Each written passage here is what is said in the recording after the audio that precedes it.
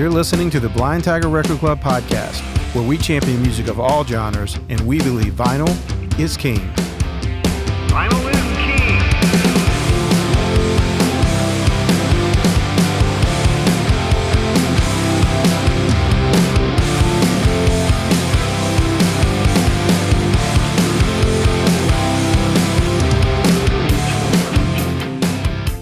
Well, welcome back, everyone, to the Blind Tiger Record Club podcast. I'm David Williams, and I'm so happy to announce that Kevin Lee is back with us. Hey, Dave, how are you, buddy? Finally. Happy to be here, as always. You know, we've been on our annual summer break all this month. We've been putting these summer recap episodes out just to kind of tell everyone about club titles and new vinyl releases that came out this summer. I did all those episodes solo, and I covered albums from June, July, August. There were so many good releases, but it was a lot of records. And in that process, because we wanted to make sure we had a chance to at least introduce those albums that we would have discussed if we had not been on break. So through that whole process, it just ended up being much longer than I thought. And so it feels like it's even been forever since you've been here, Kev. Well, you know, I think with every great duo, there comes a point in time where at least one of them breaks off and does solo work. And that was you. You did your solo albums. And now we're back together. Now we put the band back together. Yeah, we put the band back together, and we're on the reunion tour, and it feels good. Yeah, well, you know, this is the first year that we've done those recaps. I actually liked doing them because we do take a break every year, and usually just anything that happens while we're on break, we just don't ever get to cover. But it really did put us behind on our show production. And so tonight, even though it's already the end of September, we're just now discussing our Blind Tiger records of the month for September. So we are going to discuss all four styles tonight in one episode instead of keeping them broken up like we have been doing the rest of this season 5 so far. And we'll get back on track in October. But tonight we're going to talk about our singer-songwriter record, which is Amanda Shires and her album, Take It Like a Man. We're going to do our rock and alternative album, which is The Interrupters, and their album, In the Wild. We're going to talk about our jazz, soul, and blues album, which is Ray Charles, A Message from the People. And then our classics record this month is David Bowie, The Rise and Fall of Ziggy Stardust and the Spiders from Mars, or as it's known on the street, Ziggy Stardust album. Yeah. Great records. Yeah, some really good records. I'm looking forward to getting into them. The Blind Tiger Record Club is a vinyl subscription club and retail store. You join the club by picking from one of four styles: singer-songwriter, rock and alternative, jazz, soul, and blues, or classics. Once you join, you will receive records in your selected style, or you can log on to your account and pick from another style. So you always have at least 4 options of great new and classic music to choose between. Most are limited edition or special variants. A club membership really is the best way to secure these titles each month. Listening to these Blind Tiger Record Club podcast episodes is a great way to decide which album you want to have shipped to you this month. We flip our store every month on the 26th, so you always have until the 25th of the month to secure your favorite title for that month. Now, once you are a member, you always have access to purchase previous albums that were in our Record of the Month program that we still have in stock. Most of those are locked for our members only. We also have thousands of titles in the record store, and you do not have to be a member to shop there. We have turntables, speakers, headphones, and all kinds of great BTRC merch ranging from t-shirts and slip mats to vinyl messenger bags and hats. We even have a brand new shirt for this show. Just go to blindtigerrecordclub.com and you can see our membership details. There are style descriptions and easy-to-read instructions for how the club works, and you can check out our amazing collection of vinyl and other items in the store.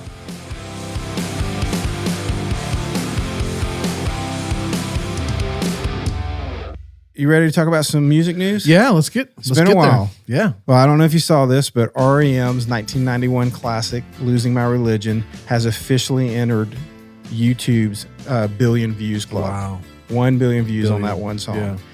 The song peaked at number 4 in 1991, and it won 6 1991 MTV Music Awards and a Grammy for Best Pop Performance by a Duo or Group at the 34th Annual Grammy Awards. But that was a long time ago. So... yeah, and I guess it really shows what a worldwide hit and band, right, that artist is. I mean, those numbers are crazy big, and when something, a lot of times things will be here in the States that'll be at a certain level, either really big, not big, whatever, but then you kind of forget about the rest of the world out there and how big they aren't out there. And this band is just obviously one of those worldwide successes. Well, ever since it happened, I keep seeing all these articles on that song, and I just, it kind of made me wonder if there might even just be a bump here over the next few weeks, and that song starts, kind of popping up both in the streaming world, but maybe even on album-oriented formats. If that's going to start getting more play. It'll be interesting to see. Yeah. Well, this is something I thought you'd be extremely excited about, Kev. But in celebration of the 60th anniversary of the James Bond movie franchise, you have me. Decca Records has just released Bond 25. So it's an orchestrated album. So it's not the original cuts, but the Royal Philharmonic Orchestra is doing all 25 of the title songs from each 25. I'd like to order this in my copy right now, please. Well, the album just released on September 23rd. It was recorded at Abbey Road Studios, and all the arrangements include songs like Diamonds Are Forever, Goldeneye, Skyfall. It's so good. Yeah, they're track listed. This is kind of cool too. They're chronological all the way from 1962's Dr. No to 2020's No Time to Die, which, that actually was a number one single in the UK. Yeah, so. Dude, every one of those. There's a little wonkiness in the 70s, right? There's a couple that were, and especially if you go back and you look at those movies and the soundtracks during the film where they have like the wah-wah guitar, thing in some of those Roger Moore movies where it's almost comical. But the title credit music on James Bond films, it's always just so amazing, and there really are. There's so many like big hits that are just huge hits, and so this has got to be a great record. I can't wait to get my hands on it. Well, the other thing, when I was reading about this album, there was a little note. I had no idea this even existed, but in the UK, Monday, October 5th is James Bond Day. Have you ever heard of this? No. So it's an annual event in the UK which marks the world premiere of the first 007 film, Dr. No, 60 years ago in 1962. Wow. So they're having, I don't know how big the event is, but the 60th is coming up. It's just, so get your ticket. What a franchise. Head on over to London and you can go. And oh, yeah. I'll thank you for offering. That sounds awesome. But wow, I'm really looking forward to seeing that, because there are, you just think even of the recent years, the Chris Cornell track, on Casino Royale and stuff like that, just so good. Madonna. Yeah, I kind of want to have this same album. The Philharmonic version is going to be really cool, but I kind of just want to have just an album with the actual original songs. Yeah. So well, maybe. So if you're listening out there, whoever can make that happen, yeah.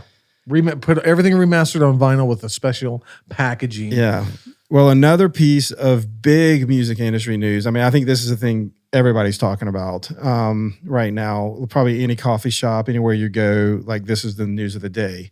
But in August, we launched Tiger Bucks. That's the big news, everyone. The new currency of the free world. That's right. Forget Bitcoin. It's Tiger Bucks is the future. Yeah. So, I'm really excited about this program. We've been working on it all summer to get it set up and launched. We had to make sure that all of our current members got a little something, you know what I'm saying? Right. It's a really great program. The Tiger Bucks are points that you earn when you shop in the store. You can redeem your Tiger Bucks for cash for you to use when you make a purchase. And the cool thing is you do not have to be a member to earn Tiger Bucks. But as I always say, and I kind of came up with this quip, but membership has its privileges. So there is. I've heard that somewhere before. Yeah, there is a little something special, for members, but non-members can do this too. So if you're just looking to buy a record and you're not going to join the club, you can still sign up and start getting Tiger Bucks. And then the more you shop, the more that you'll be able to use your Tiger Bucks in the future. So when you go to Blind Tiger Record Club, you will see a pop-up window at the bottom right of the website. And as long as you create an account, you start earning Tiger Bucks immediately. There's a lot of different ways to earn. It's not just buying stuff. You get stuff on your birthday. If you share about our club on Facebook or Instagram, you get bucks for that. There's just a lot of ways to earn. And if you're a current or past member, if you haven't already, you need to go and sign on and check your wallet, because we did leave a little gift for all of you. When you're at the site, check out our annual Americana Honors and Awards Sale. It's almost over. It ends at the end of September. It's a great sale. We do it every year. We have all current and past winners and nominees from the Americana Honors and Awards, and they're all marked down for the entire month. And there really are some great albums in that. So check out that collection. 85 Supply is the official show sponsor for the Blind Tiger Record Club podcast. 85 Supply is a full-service nationwide merch company. They specialize in screen printing, embroidery, logistics, graphic design, and custom-branded promotional products. From printed t-shirts to the most custom products available, 85 Supply offers over 500,000 products to customize. 85 Supply is trusted by some of the largest brands in the nation, from organizations like MTV, LaCroix Sparkling Water, Spotify, and more. 85 Supply's reputation of quality precedes them. In fact, I have personally worked with 85 Supply for years. Almost all the merch products we carry at the Blind Tiger Record Club were designed, printed, and manufactured with 85 Supply. I tell them what I want, and they help bring the vision to light. Whether you're a touring rock band, an event or organization, or a podcast and radio show like us, we highly recommend reaching out to our friends at 85 Supply for your next project that needs branded product. Go to 85supply.com or email info@85supply.com to get started. You can also get 5% off your first order. Simply mention Blind Tiger Record Club via email or over the phone with your rep. It's that simple. No coupon codes or anything to remember. Just tell them that Blind Tiger Record Club sent you and you get 5% off your entire first order. Once again, visit 85supply.com or email info@85supply.com to get started on your next merch product. As all of you that regularly listen know, the real purpose of this show is to help you discover new music. We love to share this music. I mean, we share it with our friends. We share it around here at the office, and we really hope this podcast can be an easy tool for all of you listening to be exposed to new releases or sometimes reissues of classic albums. Don't forget, we do have over 5 seasons of club shows, artist interviews, end-of-year specials where we count down the best vinyls released each year. You can hear all of those on all podcast platforms, including Spotify, Apple, Audible, and YouTube. Or you can stream directly from our website. Just go to blindtigerrecordclub.com, click on the podcast button, and you can stream directly from the site. So set up your Tiger Bucks account, and then let your friends know about the show, and you can earn bucks just from even doing that. Also, please hit the like button, leave reviews and comments. Just help us grow the show. All right, Kevin. I'm ready. You ready to shake off the rust? I'm ready. Let's go. All right. Let's drop the needle, take a quick listen to the Blind Tiger Record Club September Records of the Month.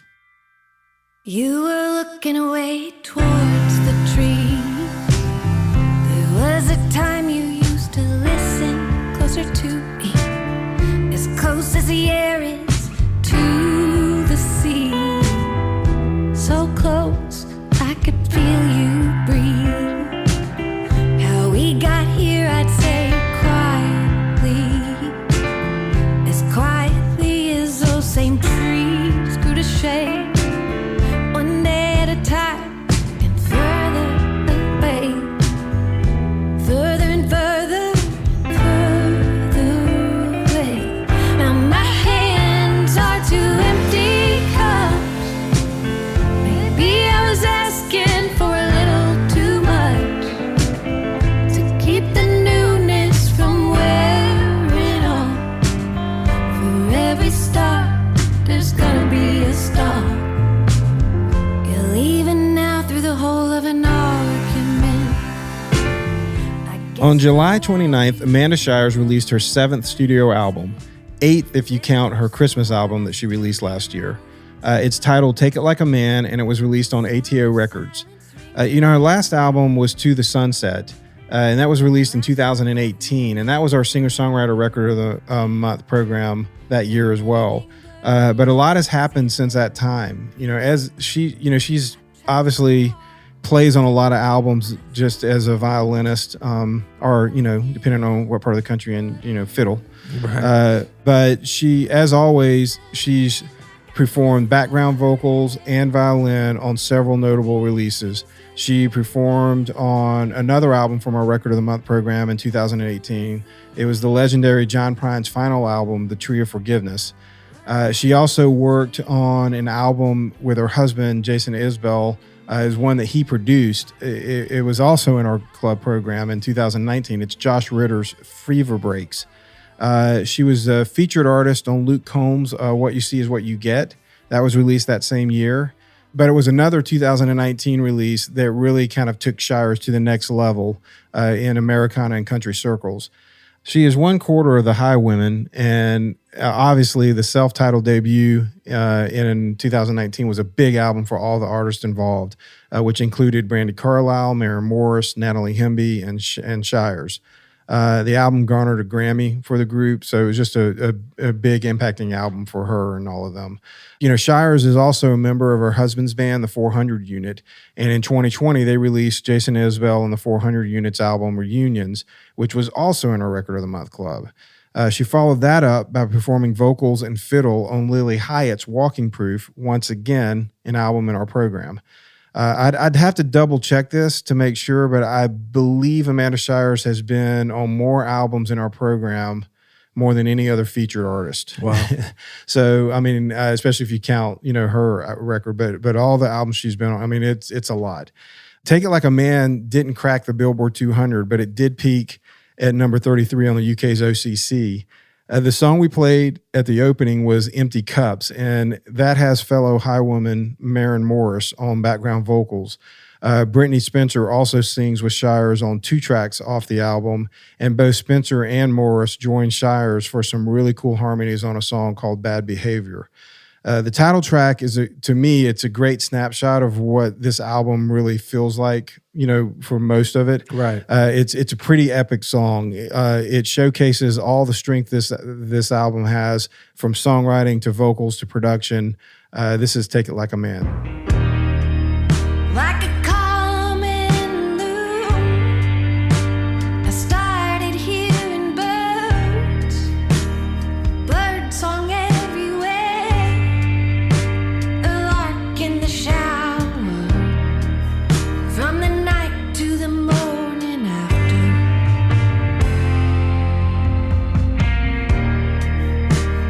Warblers and wrens, him at my throat, shook and quivering.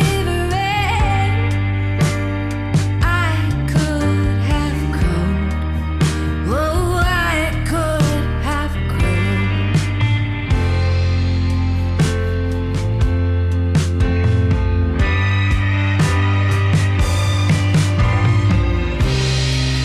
I was snared by your wrist. I know what the cost is, the octaves of consequence. I know the cost of flight is landed, and I know I could take it like a man. I know I could take it like a man.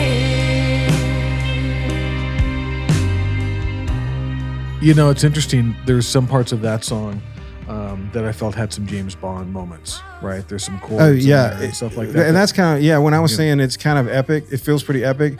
I was thinking the same thing. That I wasn't thinking particularly James Bond, but I was thinking like cinematic. Yeah, you know? exactly. And some of those chord changes and stuff like that, and those notes that they go to are very in that world, right? In the same key and in that kind of just that, like you said, epic cinematic motion. But there was just a few moments there that gave me that Bond feeling, which I'm just a huge fan of. Yeah, and So, the strings are spectacular. I really do think this album's outstanding, especially if you look at it in context of Amanda Shires and listening to some of the, like her last album and kind of juxtaposing these two together. I think this is a direct reflection of all the work. You know, one of the reasons I mentioned a lot of that stuff that she's been playing on, and, you know, reminding everybody that she does play with Jason Isbell in the 400 Unit. She is one of the Highwomen. You can hear on this album that all that stuff she's done over the last 4 years, all the artists, producers she's worked with, all of that's influencing this record. And I mean, even specifically, like I can hear, yeah, she's been hanging out with Brandi Carlile. You can hear it in the way that she attacks some of the vocals on this. Not all of them, but you can hear it in spots. You know, one thing about Shires too is she does really have a unique vocal. You know, it can be kind of soft and has that really fluttery vibrato. You know, almost like a Dolly Parton. You know, and the thing is if someone's not helping her use that right. I had no idea that she had as powerful a vocal as she does until I heard this album. Yeah, it's nice to hear when she opens up. She found her power vocal for sure. Lets it out, but she's a very talented artist, and I always enjoy work if it's on. Well, the I've always enjoyed her songwriting. I really think this album in particular, it's her vocal. Like I was really kind of shocked when I heard it. It's just how bold and strong it was. And I think if that's the one takeaway for this record is just that the vocals are very rich. And if you are familiar with Amanda Shires, I think you really are going to be surprised when you hear this. Jason Isbell plays guitar on the album. You can even hear his playing style somewhat shaping some of this music as well. Just the textures and the way that he chooses to do things. If you're familiar with Isbell's stuff, you can hear that. I think you could make the argument that Shires and her husband Isbell are the current king and queen, of Americana music. So I think that's a legitimate argument. Yeah. The producer, singer, songwriter Lawrence Rothman. That's who produced this album. And now Rothman has worked with artists ranging from Courtney Love to Lucinda Williams. I believe he's located in LA, but all of the influences that Shire pulled on this album, from Isbell's guitar and Rothman's push of production and treatment of Shire's vocals, all of that makes this her least country album. But the thing is, I actually think this could be a career-defining album for her. Yeah, I think so too. I think a lot of times artists take a step a little bit off the path that they've been walking down, and it shows different parts of them that maybe you didn't see or hear before, and it's just, I think she shines on this record. I do think it's one of those records that make you take notice if you're maybe you weren't aware of her or whatever before, but now with this slightly more alternative singer-songwriter record, a little bit left of center in the country world, I think she might garner her an even larger audience. And, I think so. You don't have to be a fan of country music, especially modern country music, to like this. Right? It's just really well done piece of work, and I'm sure she's happy with it, and she should be. It's great. I could literally pull any song off this album. They're all really strong, but I wanted to play one of the ballads, the track Fault Lines. It's not only beautiful, but it's a great example of a producer helping an artist with a unique voice. Just really use it in a way that showcases all the strong points. This is Fault Lines.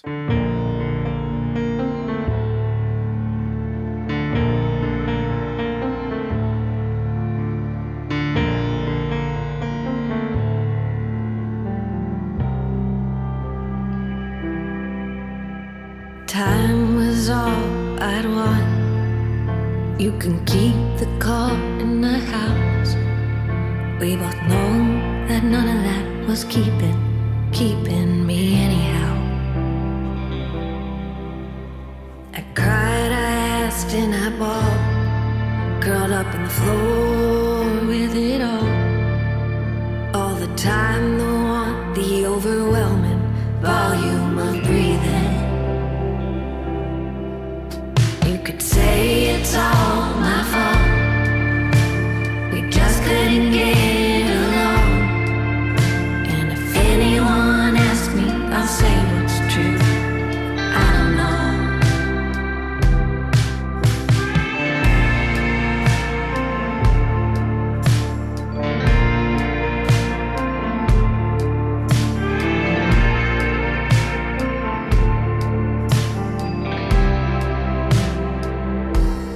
That song is extremely vulnerable, and it was the first song that they actually wrote for the album when they were really, I think even she was trying out Rothman as a producer.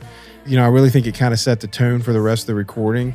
They recorded it at RCA's Classic Studio B here in Nashville, and the partnership between Shires and Rothman also resulted in that album I mentioned, the Christmas album that she did in 2021. That's where they were actually making this record, and I guess they broke and really quickly put a Christmas record together and put it out. So, but Shires and Rothman whittled down 26 songs to reach this, the 10 songs that made it on Take It Like a Man. It's a great album. I highly suggest it. Our members get this in a limited edition white vinyl and a gatefold jacket. We also have Shires To the Sunset and the Christmas album I just mentioned, For Christmas. Many of the albums that we mentioned that Shires actually performs on, those are also available in the record store at blindtigerrecordclub.com. No matter how far I run, I always end up back here. No matter how far I go, I always end up back here. Took me 2 years to write this song. I wanted it perfect, no wrinkles in it. Took me a long time to come clean. To be honest, the truth's so ugly. Took me a long time to come home. I didn't think you'd get me. I had too much explaining. No matter how far I run, I always end up back here. No matter how far I go, I always end up back here. In the mirror, in the mirror, in the mirror, only in the mirror. Always felt so out of. On August 8th, the Interrupters released In the Wild on Hellcat Records. This is the band's fourth studio album and the follow-up to the band's biggest album to date, which was 2018's Fight the Good Fight. You know, that's the first album that really kind of broke this band. It was the first time they broke into the Billboard 200. They even charted at alternative radio, and that's the first time they've ever had a radio single chart. They actually had two singles off that album. There was a song, Gave You Everything, that made it to number 21. And then the band's biggest single, which is still their biggest single, is a song called She's Kerosene. That one went all the way to number 4 on alternative radio. Yeah, that was a pretty big song. The Interrupters are a genre of band that we really don't say much anymore. They're a ska punk. Actually, I think you could, at this point, because ska's been gone for so long, I think you could call them a ska revivalist band. But it is very reminiscent to me of No Doubt. So if you miss ska at all, or you're a fan of bands like No Doubt, like this is a really good record. Yeah, they are to No Doubt what Guns N' Roses was to Aerosmith. It's like, it's pretty darn close, but it does have its own thing. It's, if you're a fan of, well, I guess so that was early 80s ska, late 70s, early 80s ska, the Specials, all that kind of stuff. And then into the No Doubt world, even the Police and stuff like that. This is right in that area. Well, one of the things I really like about this album too is that it doesn't just completely sit in ska, because ska's fun, but I just can't hear it nonstop. Yeah. I don't even know if I'd want to listen to an entire album, like that was kind of produced or made that way. And very much like No Doubt kind of ran a spectrum. They had rock stuff mixed in with stuff that maybe leaned a little more in that reggae ska space. But then they had just as many songs that didn't. And this album is very much like that.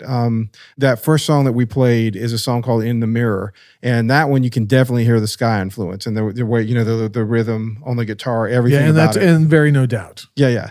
And so that was actually their first single. It charted at number 19 on alternative radio. But the current single that is much more in the punk side and rock side of what they do. And it's a really strong song. It's by far one of the best songs on this album. It's titled Raised by Wolves, and it's currently at alternative radio as we speak at number 27. Just charted there this week. And so I'm expecting it to go much higher because it really is a solid song. This is Raised by Wolves. You got my letter, you read it twice. Short breaths, long sighs. Might be a liar, might be a drunk, but I forgive you for your giving up, for your giving up. It doesn't matter, my life was shattered, and my heart's got holes. You left a child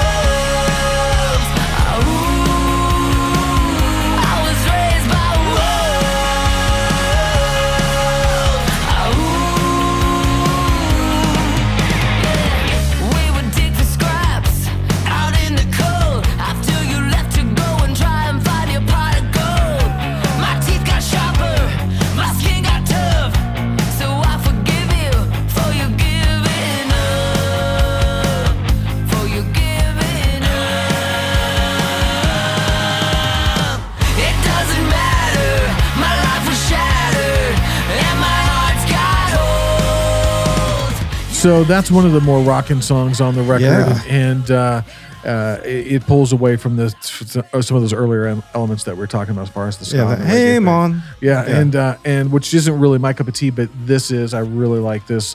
And that's what I was saying is yeah. like I don't want to hear a whole ska album. Yeah, I can. Every so often it's kind of fun, but this to me is what I really like about this band is when they do their more like punk and just rock power punk. It's just good girl rock. The band is made up of lead vocalist Amy Allen, who goes by Amy Interrupter.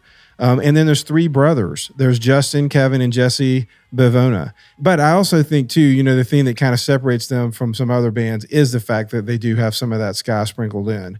And it just gives them a really distinctive, kind of sound. Yeah, and I think that's a good example how we were talking earlier about No Doubt, where No Doubt did the same thing. Yeah, you could have a song for sure. with Imogene and it's as been a well, while. It's been a while since we had something different. Something like that. Gwen has been doing her own thing for a long time, and it's not anything close to what No Doubt was.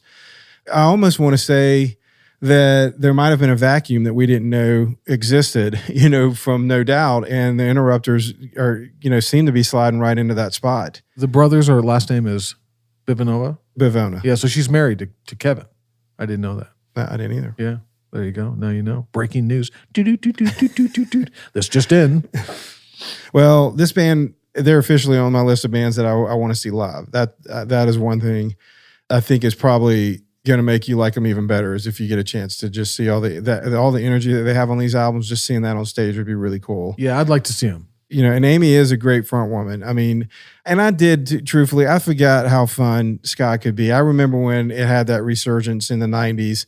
It was just fun to go to a show where there was horns and stuff that you don't normally see, with...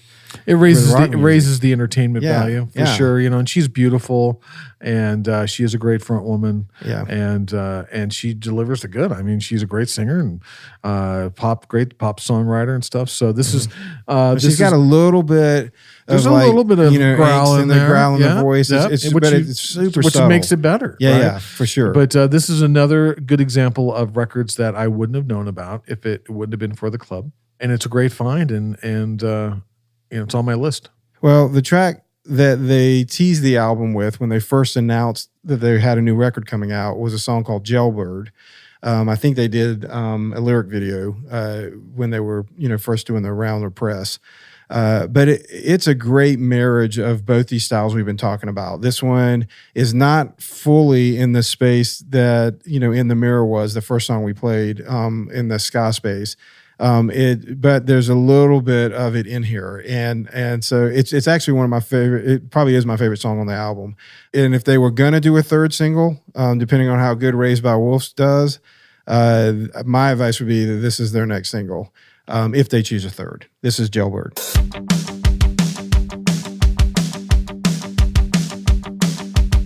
I hear the sound echo off the concrete. The same song is playing on repeat.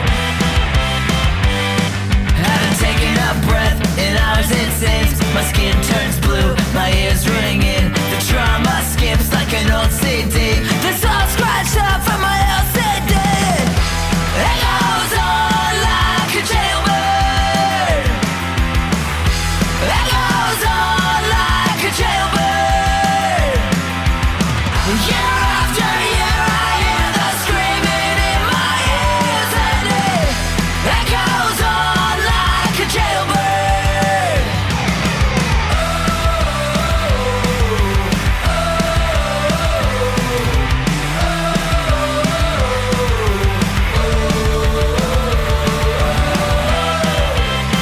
Strung out, adrenaline junkie. We were just talking about how it's Joan Jett, Pat Benatar, Gwen Stefani, all kind of rolled up into one, sound artist, and then you got some of that Specials, the band The Specials with those, old school with the like keyboard. Rhodes keys or whatever that is back, and then but power pop, punky delivery. This is good, man. Just fun, and it's good, and it's one of those songs that it moves you, gets you moving when you hear it, and as you and I were speaking of earlier, it doesn't have some of those more traditional ska, reggae things in it that, Right. that for me pull away from a rock song. Yeah, or completely make you go, oh yeah, that's a ska song. That's in that category. Yeah. I agree. This album's a really good follow up to "Fight the Good Fight," which is the last album that we were talking about earlier. If you already know this group, you're gonna love this album. It's just gonna add to their catalog, which is really all the records are really fun. But if this is new for you, this is a great album to just get into. You don't have to go back and get the other ones. Just grab this one and start listening to some Interrupters. Yeah. Our members are going to get this in a limited edition opaque aqua blue vinyl. We also have "Fight the Good Fight" as well as the band's self-titled debut. They have one live album they've recorded, and we have that one. It's called Live in Tokyo.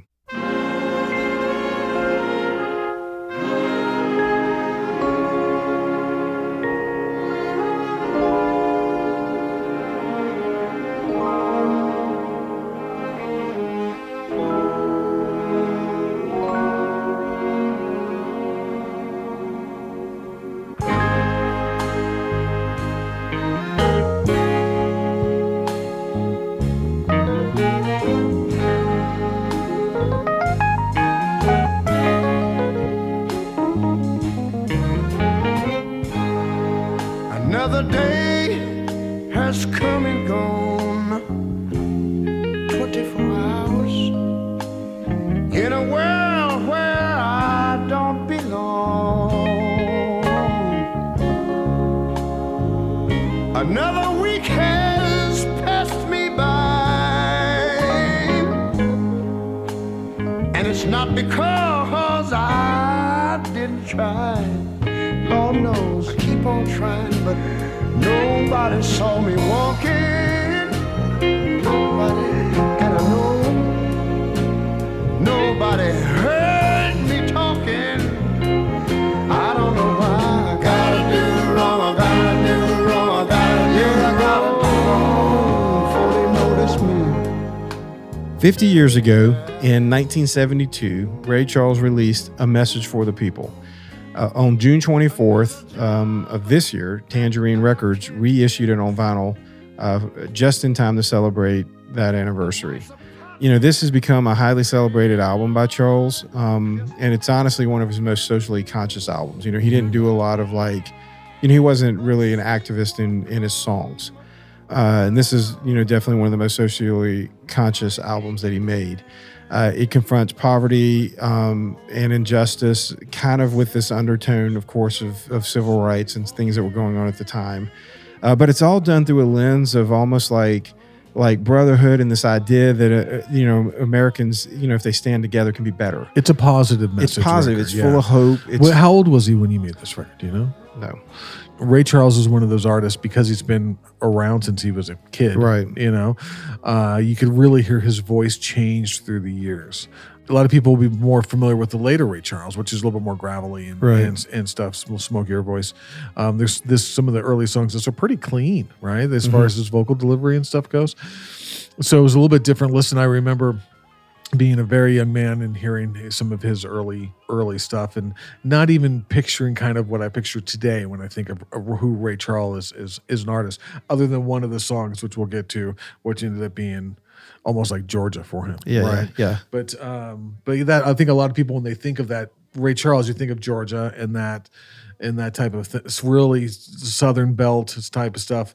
But there was that time where he was almost more like an Oakland recording artist, and socially conscious and a little more pop. And I think this record's a good example. When we're talking about albums from the very early 70s like this, especially for artists like this that have been around for a while, he's lived most of his career in a world of singles, 45s. Correct. Not albums. And usually when you buy a whole record, of Ray Charles or other artists from the Beatles or whoever from the 60s, it's a collection of singles. Right. And this was an actual thought through, I'm making an album, and there's somewhat of a connective tissue, right, that isn't always present in previous Ray Charles work. Which is such a great benefit for the listener and for the consumer. For record companies, back then, they just didn't think people would pull out the money, Yeah, for right, a to whole buy a album, full right. record. So there wasn't the financial driver for them. But as soon as they realized that was there,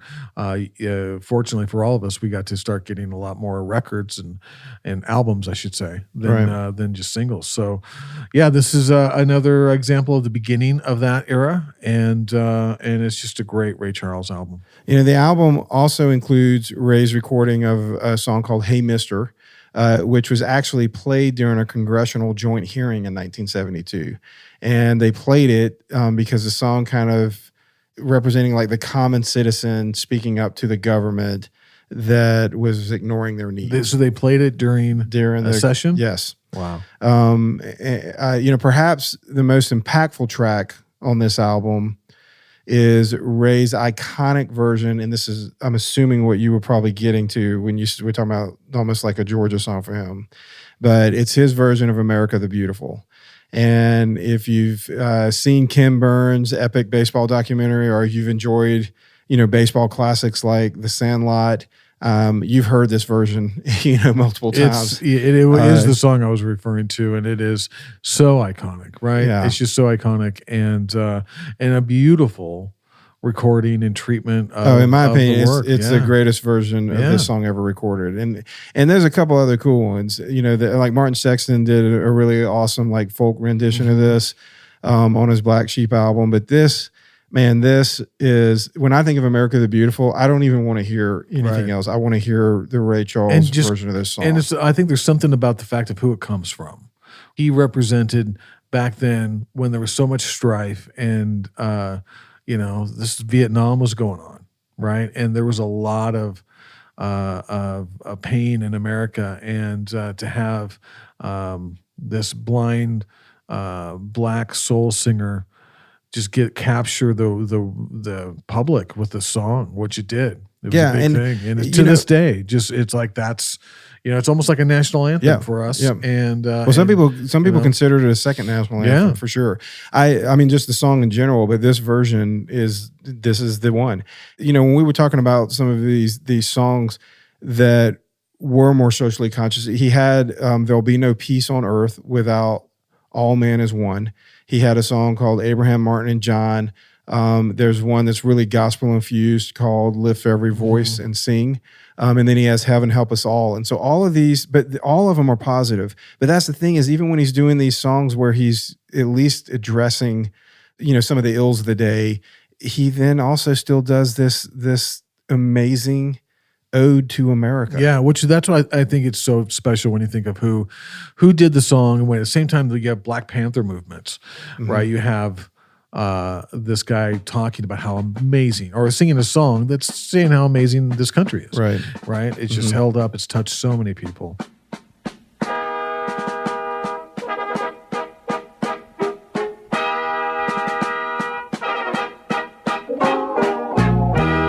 Oh, beautiful, for heroes proved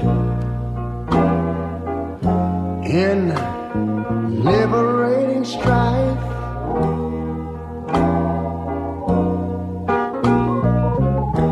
Who more than self their country loved, and mercy more than life.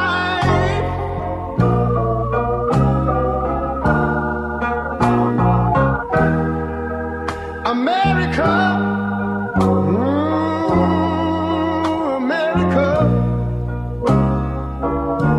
make God thy gold refined, till all success be nobleness, and ever again divine. And you know, when I was in school, we used to sing something like this. Listen here. You know, the album has some music history to it as well. This album was produced. Do you know who produced it? No. Educate me, Dave. It's pretty legendary. It was produced by Quincy Jones. Wow. Yeah, and I guess that makes total sense. Yeah. Well, you know, as socially conscious as this album is, you know, and as much as it calls for change in America, like we said, you know, it never really condemns it. You know, instead, He really calls on its greatness, and I think that's why this album really is. It's more inspiring than anything else. How strong did he have to be, and how easy would have been just to forget Do about it, but just protest bitch album, and for lack of a moan. better word. Yeah, just bitch and moan and complain and stuff like that. But to be able to have socially thought conscious lyrics. Well, he and then he was positive addressing messages, legitimate things, right? But In a positive way, and not Right. in an uplifting, positive way. We have a problem, let's fix it. Not just pointing the finger at somebody and complaining about it. And then to have this song, have America Beautiful, on the record, which it's to me, I just it just makes me a fan of his work. Well, and like most of his music, it crosses social barriers. It's very similar, when he did, modern sounds in country and western music, and you've got an R&B artist doing country songs, and that was, almost insane at the time. And it's one of the greatest, R&B and country albums, soul albums, of that time period. On this one too, like you can even see this when he does a cover of Take Me Home Country Road. That original one had literally just been recorded by John Denver the year before. Huge. So it was a big hit in 1971. Huge. And then Ray Charles comes along in 1972 and cuts his version of it. Denver's went to number 2 on the Hot 100. It was number 1 on Record World and Cashbox charts. And Charles seized on that song's popularity in the pop market, and he did what he always did. He gave it soul, and it really just kind of is another example of him kind of putting this like positive spin on the way that he sees this country.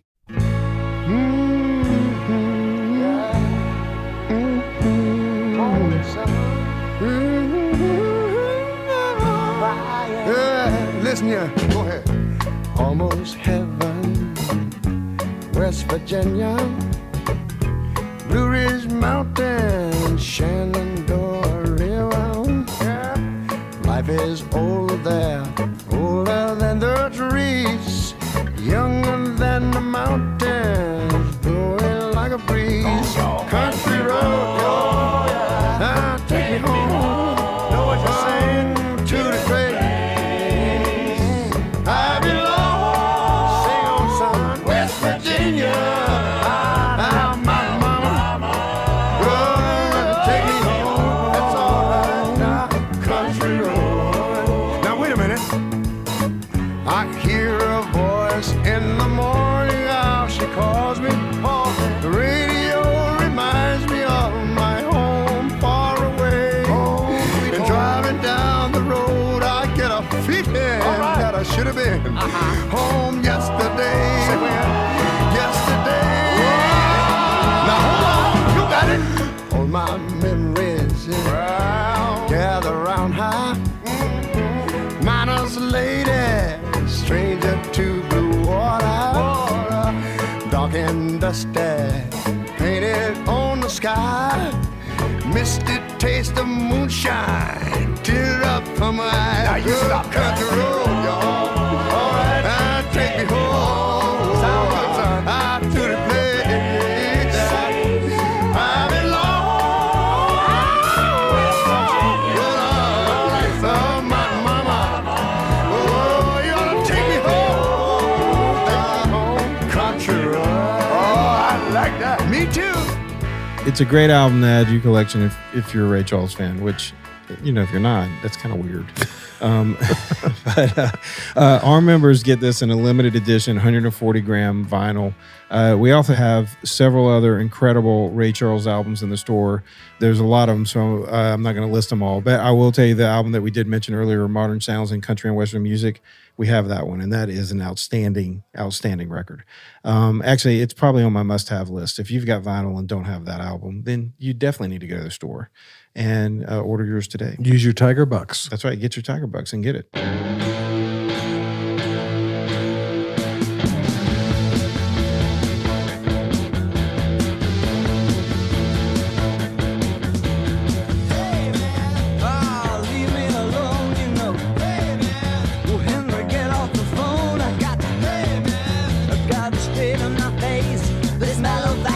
Just put my spine out of place. My school is insane.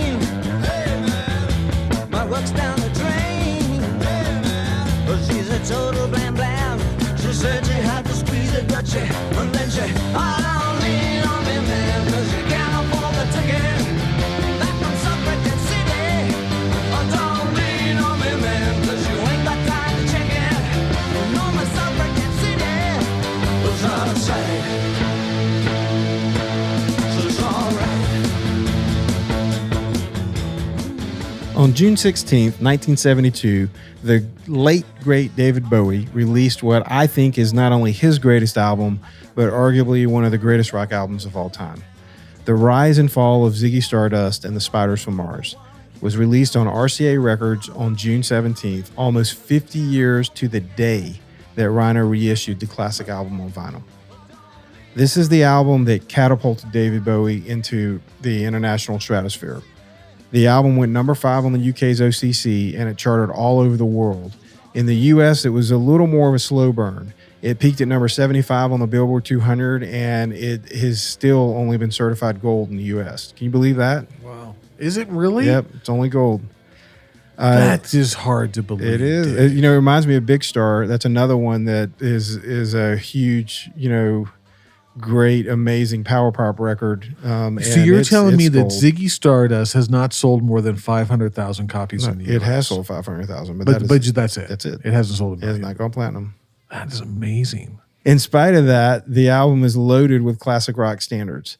The song that we played at the opening was Suffragette City. And that was actually the B-side of the hit single Starman. Many critics, argue that Suffragette City is one of David Bowie's greatest songs.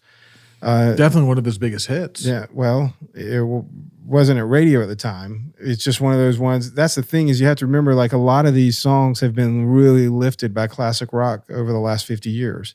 The A-side of that single was Starman, as I said, and that one actually did go to number 10 on the OCC, and it was number 19 on the Billboard Rock charts, and it went number 65 on the Hot 100. So, this song, is also another one that is considered one of David Bowie's greatest, but this is Starman.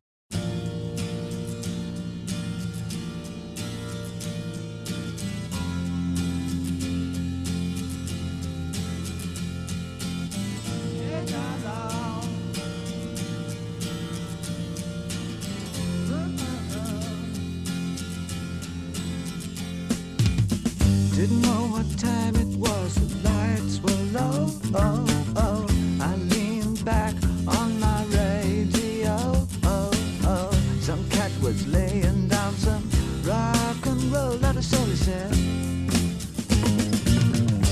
Then the loud sound it seemed to fade, came back like a slow voice on a wave of fade. That weren't no DJ, that was hazy.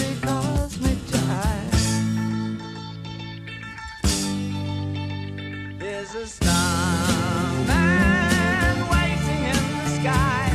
He'd like to come and meet us, but he thinks he'd blow our minds. There's a starman waiting in the sky.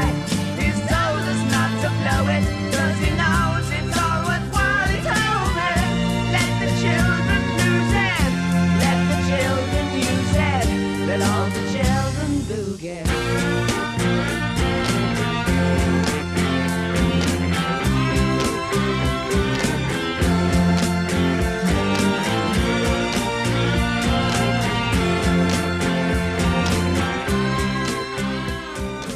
I remember just how big this was as a kid. I was very young, but how big this was as a kid. And it was David Bowie, Elton John, Alice Cooper, were just kind of, all these things were happening right around the same time. And when you think about it, it's really the production. There's a lot of air in these songs. There's like, that's acoustic guitar and a violin, some strings rather, and stuff. And it's just all the parts, like on that song. They're very, very little musical parts, but they're so perfect for the song that they carry it. And I think that, like on this song, the lyrics, especially today when we're seeing things like we see where the government will even come out and say, yeah, I don't know what that is. It's flying around over there. But they're talking about the Starman. he'd love to meet us, but he thinks it would blow our mind. Like we could handle it. Like there could be people watching that are telling you not to just keep it together. Yeah. We'd love to come say hi, but it would blow your mind if we did. You're not ready, which just seems to be, ahead of its time. And back then was very fantasy and spaceman time. But I just remember, I listen to these records now, and it still gives me the same feeling. They're very simple musical rock records, and with just great songwriting. Yep. Well, this album was produced by Bowie and Ken Scott, who really was primarily an engineer. He had assistant engineered many of the Beatles' biggest albums. He engineered 3 previous David Bowie albums: Space Oddity, The Man Who Sold the World, and Hunky Dory. And that's one thing too, David Bowie, I don't know if that affected like why this didn't sell more, but there was a little run there where he was putting out a record about every year and a half. Most artists did back then. Yeah. So yeah, I mean, if you were doing 500,000 of this one, 500,000, within 4 years, you've sold 2 million records. Right. And it's not, and you're moving on. And for record companies, they're like, why am I going to pour money into promoting that record when a brand new record is coming out? And again, you got to keep in perspective, just like what we talked with Ray Charles. Even for these rock bands, this is the late 60s is when you start getting into like thinking more like albums and marketing whole albums. So it really was a kind of an interesting time. A year before co-producing the rise and fall of Ziggy Stardust, Scott engineered another massive album from an artist that you just mentioned, Elton John's Madman Across the Water, which, of course, produced Tiny Dancer and so many great songs, just one of the most incredible albums of the early 70s. When you think about an engineer's job to kind of create the sonic landscape, like, he's a giant if you look at the records that this guy did. Yeah. And that's just up to this album. I mean, we don't even need to talk about if you went and pulled his complete album discography, your mind would be blown. Right. Bowie and him are the ones that really did this record. I think a lot of people look back at artists like this that may not be super familiar with their catalog, and they almost look at them as hard rock artists or, something, because back then it was a different world, right? But when you look back at Elton John and David Bowie, and then just right after that, Billy Joel and stuff, they were almost piano-based, but they were just very song-orientated pop rock stuff that a kid could get into and the parent could get into as far as lyrically and stuff like that. But it's just it's a widespread record. This has just some of the biggest and best David Bowie songs on it. And if you're a Bowie fan, you probably already have it. But if you don't, come here and get it, because evidently only 500,000 people have it. So but one of the biggest singles off in the U.S. anyway off this album was Ziggy Stardust, the song. It's really the way most people refer to this album too, because the title's so long. So everybody just calls it the Ziggy Stardust album. But this one went to number 17 on the Hot Rock and Alternative Songs on Billboard.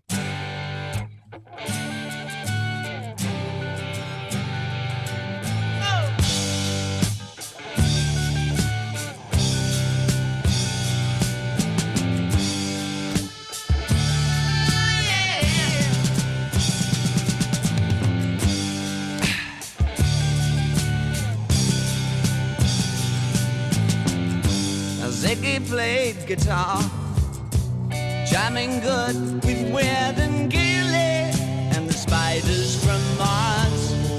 He played it left hand, but made it too far. Became the special man, then we were Ziggy's band. Ziggy really sang, screwed up eyes and screwed down hairdo, like some cat from Japan. He could lick 'em by smiling, he could leave them to hang. They came on so loaded, man, well hung in snow white tan. So where were the spiders while the fly tried to break our bones? Or just the beer like to guide us? So we bitched about his fans, and should we crush his sweet hands? Oh.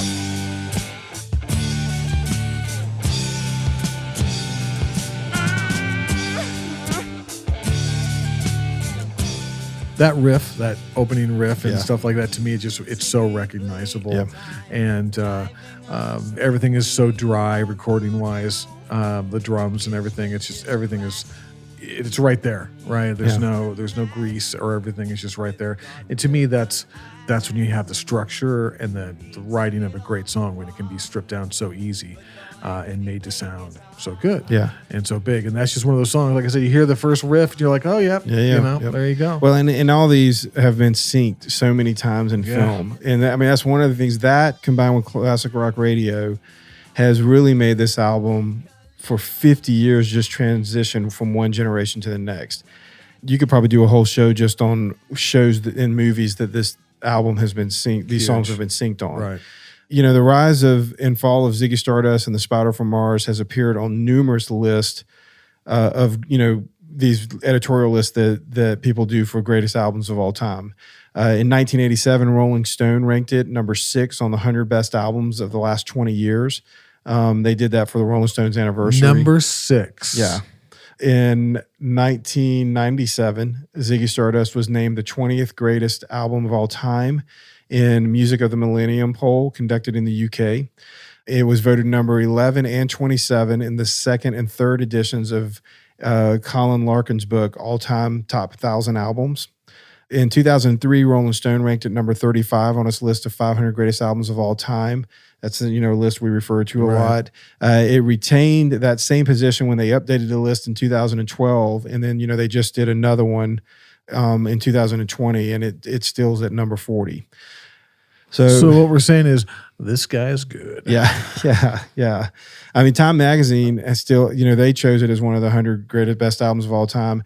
And even, of course, in UK, it's always ranked high, but NME had it ranked as a 23rd on their 500 greatest albums of all time. So another great song off this album is a song called 5 Years. And then there's this epic song, Moonage Daydream. And we're actually going to play that on our way out tonight. But those are all great songs too. This is literally, I think, one of the strongest albums of the decade. It's an absolute must-own for any vinyl collector. I don't know if I could even take your collection seriously if you didn't have this in it. Wow. What Coming in hot, Dave. Well, kind of aggressive. Well, no, listen, you're absolutely right. This is just one of those records. I think that it's looked at today as a bigger record than it was even then. Yeah.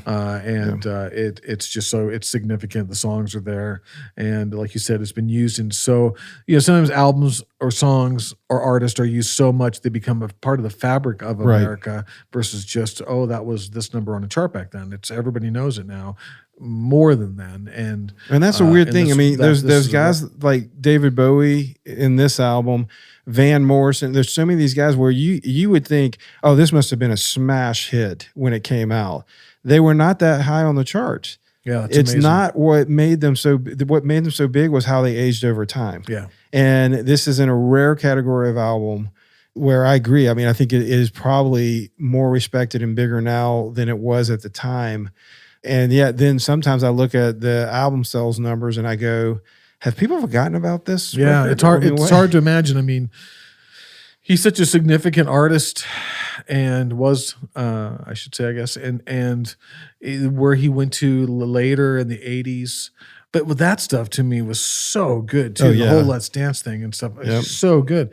So this to me is just one of those artists, especially if you really dive into his world, how big he was at that time, all the stuff he went through, all the criticism and the hatred that was pointed towards him when he was looked not trans, but whatever, androgynous. Thank you. Back then, where that was a tougher thing to be accepted by press or anything else like that. It was a lot of Southern U.S. was scared of that type of thing. But anyway, it's just. So he's such a big and important artist in music, and this is one of his biggest and most important records. Yeah. Well, we have it on a limited edition half-speed remaster, and it's actually on a picture disc as well. Their packaging is still original, so it's a great version of this. We also have several other David Bowie albums in the store, including Let's Dance, as you referenced, and the album Low and Never Let Me Down. So yeah, just go check out our David Bowie collection, and all of them are great. I'm an alligator. I'm a mama, papa coming for you. I'm the space invader. I'll be a rock and rollin' bitch for you. Keep your mouth shut. Just walking like a big monkey bird. And I'm busting up my brains for the world.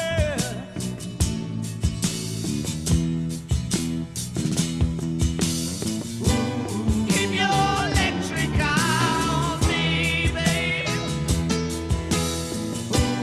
Put your ray gun to my head. Press your space nose to my love.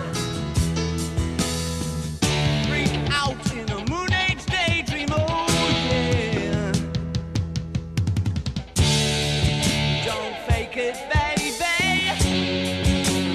Lay the real thing on me. The church of man love is such a holy place to be. Make me, baby. Make me know you really care. Make me jump into the air.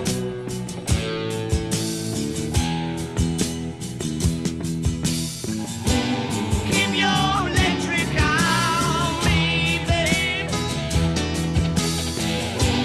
Put your ray gun to my head. Well, that wraps up our show for tonight. We hope you enjoyed our discussion of the Blind Tiger Record Club's September Records of the Month. If you want to find out more about any of these albums that we discussed tonight, head to blindtigerrecordclub.com. You can find out how to get these albums as well as how to become a member and get vinyl just like this delivered to your door every month.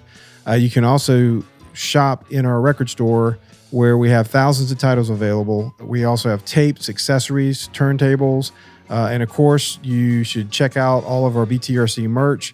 We have several different style t-shirts, some really cool designs, and we even have a t-shirt for this podcast. Kevin wears it, 5 days a week? Only on I only change on Sundays, Dave. Well, don't forget our annual Americana Honors and Awards sale is almost over. We have all the current and past winners and nominees from the Americana Honors and Awards on sale. Make sure you check out our sponsor, 85 Supply. They can help you with everything from printed t-shirts to custom products. You can get all your merchandise service needs met with one company from design to print. And listeners of this show still get 5% off your first order. So just mention Blind Tiger Record Club via email or on the phone with your rep. Go to 85supply.com or email info@85supply.com for more information. We have one more show left in September. We're going to be talking about our September Spotlight album and several new store editions and our Headbanger album. So make sure that you have followed the show so you can get notified when that episode goes live. Don't forget about all of our past seasons of the show at the Blind Tiger Record Club podcast.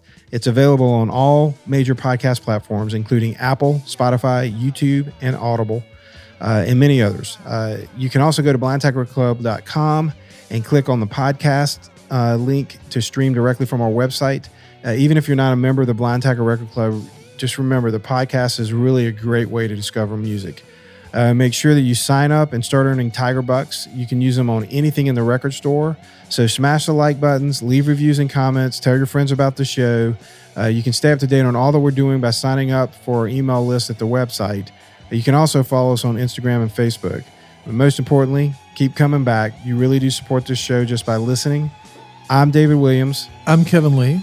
And on behalf of all of us here at Blind Tiger Record Club, thanks for listening. Until next time, keep the wax spinning.